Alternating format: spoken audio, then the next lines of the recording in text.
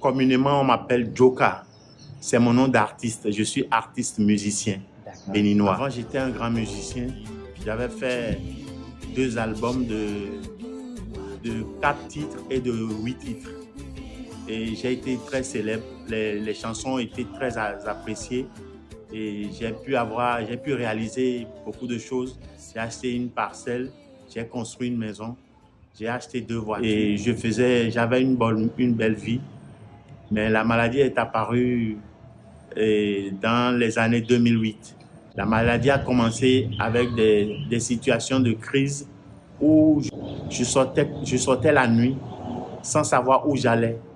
Donc je demandais à ma femme que je voulais sortir, que j'avais chaud, que je sentais des choses dans mon corps et qu'il fallait que je sorte. J'étais agité, je ne me contrôlais plus. D'accord.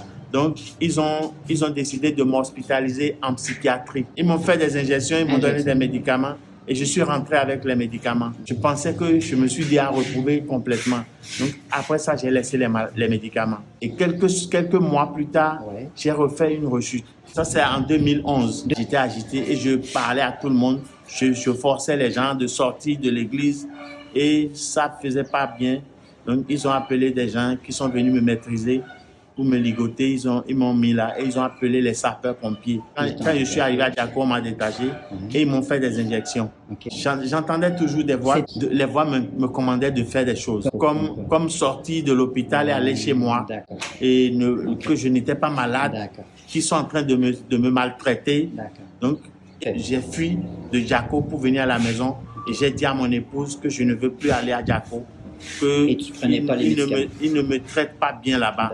À Djako, ça coûtait quelque chose de 20-25 000 par semaine. Je suis resté 1 mois à peu près. Ouais, mon épouse a dit qu'il faut que je me soigne.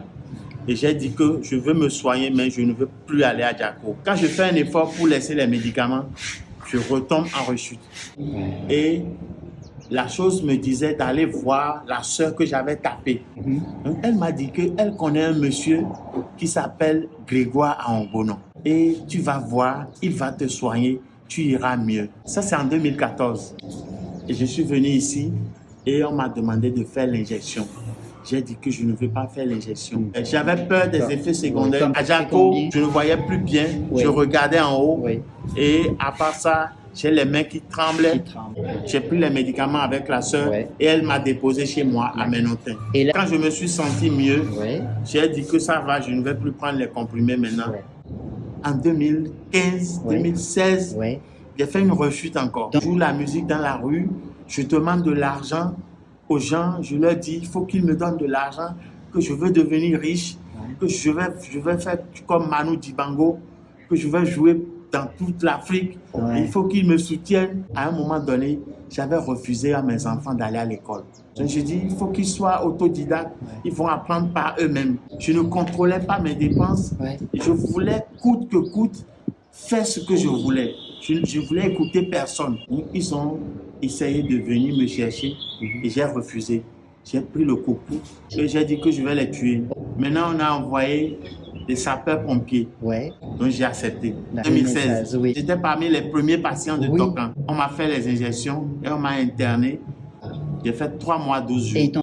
Je faisais une injection 1 fois par mois. À partir du premier mois, j'ai commencé par me retrouver.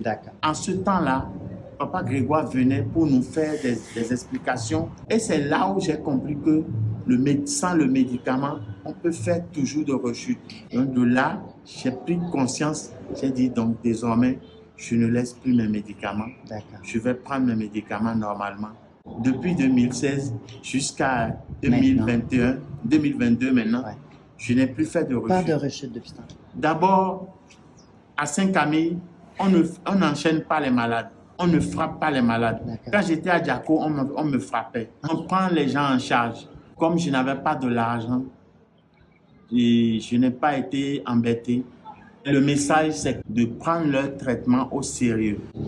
Parce que depuis que moi, j'ai pris les traitements au sérieux, je n'ai plus fait de rechute. Maintenant, aujourd'hui, j'ai 49 ans. Oui, je suis toujours avec ma femme. Et là, vous avez 4 enfants. On a 4 enfants. Ma maman a 6 frères. et 5 parmi eux ont fait la maladie. Si quelqu'un peut me soutenir, je veux aussi recommencer par faire un autre album. Je vais faire des chansons pour aider les malades, pour leur dire de rester courageux, de suivre leur traitement et ils vont se sentir toujours mieux, comme moi. C'est mon seul souci maintenant.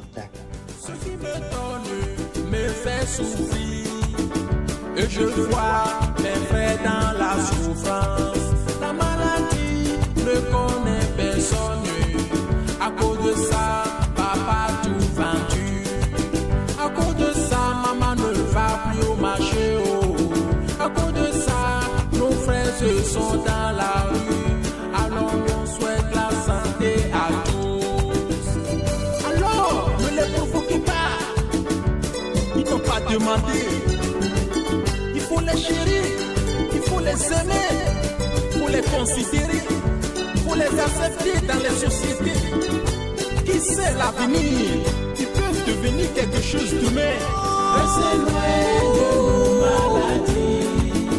Restez loin de nos maladies. Nous aussi voulons faire la vie. Restez loin de